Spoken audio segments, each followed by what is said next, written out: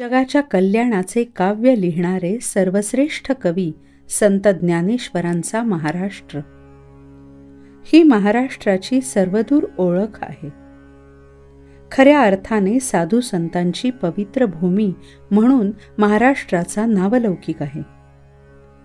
जगाच्या कल्याणास संतांच्या विभूती देह जिजवती उपकारे अशी संतांची महती गाणाऱ्या महाराष्ट्रामध्ये संत ज्ञानेश्वर यांनी सुमारे 750 वर्षापूर्वी आपल्या दैवी प्रतिभेचे देणे लाभलेल्या सिद्धहस्त लेखणीतून भावार्थ दीपिका, अमृतानुभव, हरिपाठ, अभंग, ओव्यांचे विपुल लेखन केले. त्यांनी केलेल्या अमृतमय रचनांच्या माध्यमातून सर्वसामान्य माणसाला हृदयस्थ असणाऱ्या ईश्वरापर्यंत पोचण्याचा मार्ग दाखवला. कोणत्याही रूढी परंपरा व कर्मकांडाला महत्त्व न देता केवळ नामस्मरणाने आपण ईश्वराला साध्य करू शकतो. आपल्या जीवनाचे खऱ्या अर्थाने कल्याण करू शकतो असा सरळ सोपा मार्ग ज्ञानेश्वरांनी सकलांना दाखवला. अवघ्या 19 वर्षाच्या आयुष्यात त्यांना जीवनाचा अर्थ उमजला. तो आपल्या तत्वज्ञानाच्या माध्यमातून जगाला सांगितला. जो जे वांछील तो ते लाहो प्राणीजात अशी विश्वकल्याणाची उदात्त भावना घेऊन पसायदानाची रचना करून त्यांनी वैश्विक विचार जगाला दिल्याचे दिसून येते. आजच्या भौतिक प्रगत युगामध्ये वावरताना नमस्कार, रामराम वगैरे शब्दांचा वापर करून एकमेकाला भेटत असतात. मात्र समोरच्या माणसामध्ये ईश्वर आहे, आपल्याही अंतरी ईश्वराचाच अंश आहे ही भावना जाणून रामकृष्ण हरी म्हणून परस्परांचे स्वागत किंवा आदर व्यक्त करण्यासाठीचा महामंत्र देखील संत ज्ञानेश्वरांनीच आपल्याला दिलेला आहे. संत ज्ञानेश्वर हे निगर्वी, संयमी होते. त्यांना विद्वत्तेचा अजिबात गर्व नव्हता. समाज मनातील गर्वाची भावना दूर व्हावी यासाठी त्यांनी रसाळ ओव्यांद्वारे प्रयत्न केले. अगदी विद्वत्तेचा गर्व झालेल्या चांगदेवांना उपदेश करताना त्यांनी अत्यंत परखड भाषेमध्ये ओव्या स्वरूपात पत्र लिहून चांगदेवांना उपदेश केला. आधुनिक लोकशाहीचा पाया देखील संत ज्ञानेश्वर यांनीच घातला हे निर्विवाद स्वीकारले पाहिजे.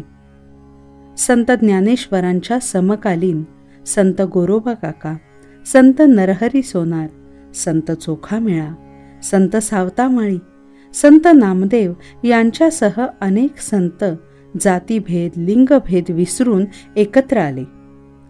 खऱ्या अर्थाने संतांनी समता, समानतेचा विचार समाजामध्ये कृतिशीलपणे रुजवला. या संतांचे नेतृत्व ज्ञानेश्वरांनीच केल्याचा इतिहास आहे. संत ज्ञानेश्वरांचे आराध्य दैवत होते विठ्ठल रुक्मिणी.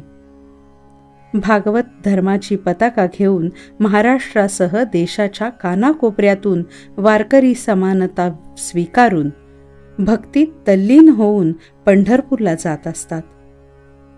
त्या भागवत धर्माच्या समृद्ध परंपरेचा पाया देखील संत ज्ञानेश्वरांनीच घातला. पंढरपूरला जाणारे भाविक भक्त तितक्याच निर्मळ मनाचे असतात. सर्वसामान्यांचे आराध्य दैवत असणारा विठ्ठल भीमातीरी कटेवर हात ठेवून उभा आहे. कटेवर हात ठेवलेला मनुष्य हा चिंतामुक्त मानला जातो. अशा विठ्ठलाच्या भक्तीचा महामंत्र ज्ञानेश्वरांनी सकलांना दिला.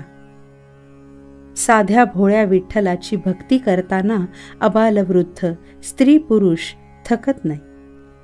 कोणत्याही प्रकारच्या कर्मकांड व विधी उपचारांची त्यांना गरज असत नाही. केवळ नामस्मरणानेही पांडुरंग भेटतो अशी सर्वसाधारण भक्ताची अनुभूती आहे. म्हणूनच श्रद्धेने पंढरपूरला जाणाऱ्यांमध्ये भेदाभेद पाहायला मिळत नाही. किंबहुना विठ्ठल भक्तीमध्ये रमणाऱ्यांसाठीच भेदाभेद अमंगळ असा संत विचार किमान महाराष्ट्रात तरी जपला जातो.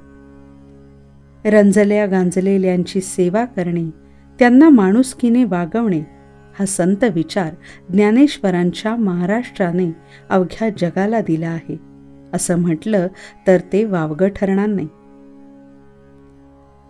संत ज्ञानेश्वरांचं महाराष्ट्राच्या जडणघडणीतील योगदान मोठं आहे. त्यांनी भगवद्गीतेचा अत्यंत रसाळ आणि सरळ साध्या भाषेमध्ये अनुवाद करून सकलांना गीता सांगितली. ज्ञानेश्वरांना आद्य अनुवादक म्हणता येईल. त्यांनीच भगवद्गीता मराठीमध्ये अनुवादित केली. म्हणूनच आज महाराष्ट्राच्या कानाकोपऱ्यात ज्ञानेश्वरी पारायणे केली जातात. भगवद्गीतेच्या अनुवादाचे वाचन केले जाते. चिंतनातून समाजाची जडणघडण होण्यास मदत मिळत आहे. संत ज्ञानेश्वरांनी निर्माण केलेला संत संप्रदाय विचारात घेता संप्रदायांमध्ये रमलेली व्यक्ती एकमेकाला माऊली नावाने संबोधतात. माऊली या शब्दाचा अर्थ आई. आईमध्ये विश्वव्यापक वात्सल्य, माया, ममता आणि प्रेम सामावलेले आहे. तोच प्रेमाचा संदेश वारकरी पदोपदी देत असतात. वारकऱ्यांचं आराध्य दैवत असणाऱ्या विठ्ठल भक्तीची परंपराही ज्ञानेश्वरांनी निर्माण केली. जगद्गुरू तुकाराम महाराज व संत ज्ञानेश्वर यांनी महाराष्ट्रावर विचारांचे जे शिंपण केले आहे, त्याचमुळे महाराष्ट्र आज खऱ्या अर्थाने व्यापकदृष्ट्या समृद्ध दिसत आहे. ज्ञानेश्वरांच्या चमत्कारांची चर्चा करण्यापेक्षा ज्ञानेश्वरांनी जो विचार दिला, जो समतेचा पाया घातला, त्या वाटेवरून आम्ही सर्वांनी चालत राहण्याचा केलेला निर्धार हा प्राणपणाने जपला पाहिजे.